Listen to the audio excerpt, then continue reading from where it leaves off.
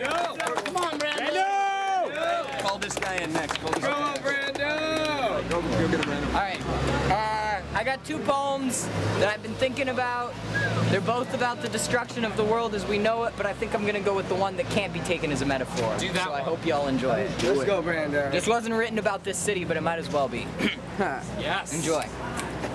Here I am in a beautiful city, all made out of money. Nothing to do all day but spend it and earn it, and nowhere to go without it, except for the sidewalk and the grass and the doorways that lead to rooms shaped like rectangles that you can only see if you have a key. A key that looks like any other, but it's not. Only one will take you inside. The rest will leave you standing in that doorway like it's your coffin, or curled up at night in the position they put bodies in when they stuff 6 in a casket to get the most for their dollar. Damn. Here I am in a beautiful city, all covered in architecture and no public restroom signs, freeways and Ferris wheels and thin buildings taller than any god I've ever heard of. None of them built by the ones who thought them up. None of them built as a hobby. Ride a bus downtown and look anywhere. Everything you see but the pigeons, the train tracks and golden domes, hot dogs and hot dog stands were made by people that didn't give a damn about them. Just a paycheck they might not get. They meant one more week's shelter from the winter and enough food to be strong enough to work again tomorrow. Poverty is the active ingredient in capitalism, because when you make other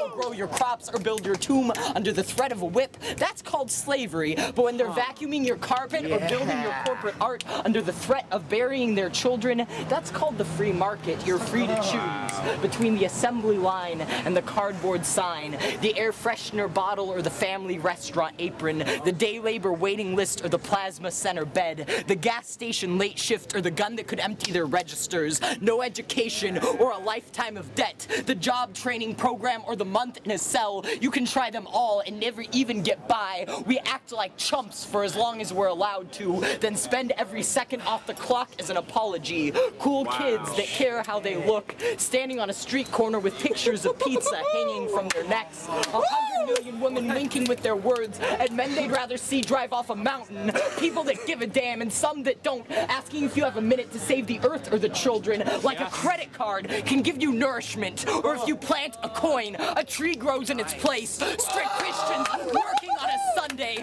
atheists sitting through church for the meal at the end, and the rest of us begging God or the skyscrapers or the ones inside them for us to be so lucky. A young woman 2 months older than me, sitting and crying on the sidewalk with a sign that says, "I'm not a bad girl, I just made bad decisions," while her and I both know she's not a bad girl, but it's clear as the vitamin water they sell in the Whole Foods behind her for more money than she'll make today that she did nothing wrong. And there are those with futures, insured till the end, killing time at slams and anarchist cafes. They think economic exploitation is a real big deal, just like childhood obesity and secondhand smoke. They're actors and golfers, so gifted with the cash that makes us do these crazy things. They can put 20s into bowls for their guests to rip up like a class hate crime. And there are stock exchanges in Manhattan and Tokyo where men, too out of shape for skee ball, play a game of their own. A little bit Monopoly, a little bit Nintendo, a little bit horse track. And we don't win when they do.